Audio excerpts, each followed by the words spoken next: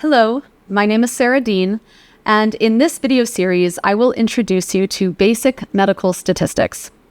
These lectures are designed to help you understand and think critically about the research that you encounter. So first off, what are statistics? Statistics are a way to summarize data. People say that statistics can be manipulated to say anything. Is this true? Sometimes people lie about statistics. This is common in social media and uncommon in peer-reviewed research. So the best immunization against being tricked by faked statistics is to be familiar with actual research. But blatant lying aside, can real numbers from real data be used manipulatively?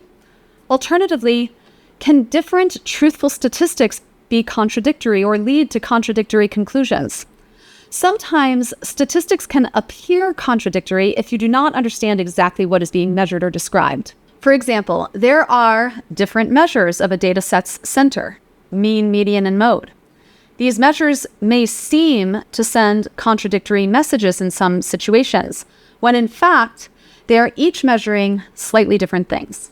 Think about the story about the 3 blind men and the elephant.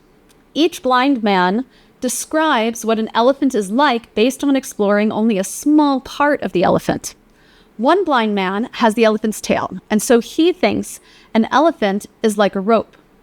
One is at the elephant's side, and so he believes an elephant is like a wall. And one is at the trunk, so he insists that an elephant is like a snake. They argue and simply cannot agree on what an elephant is. This is supposed to be an analogy for what God is like and why people argue so much about God.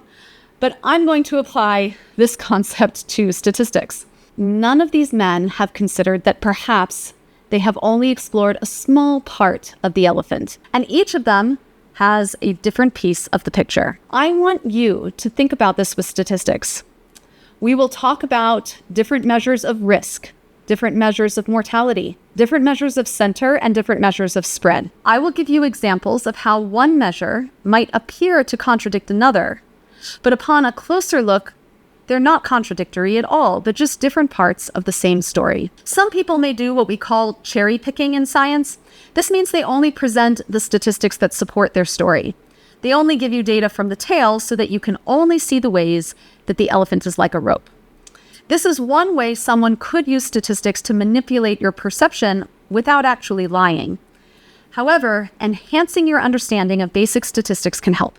It makes these apparent contradictions less confusing and, in fact, makes them very informative. A better understanding of statistics can reveal to you the whole elephant.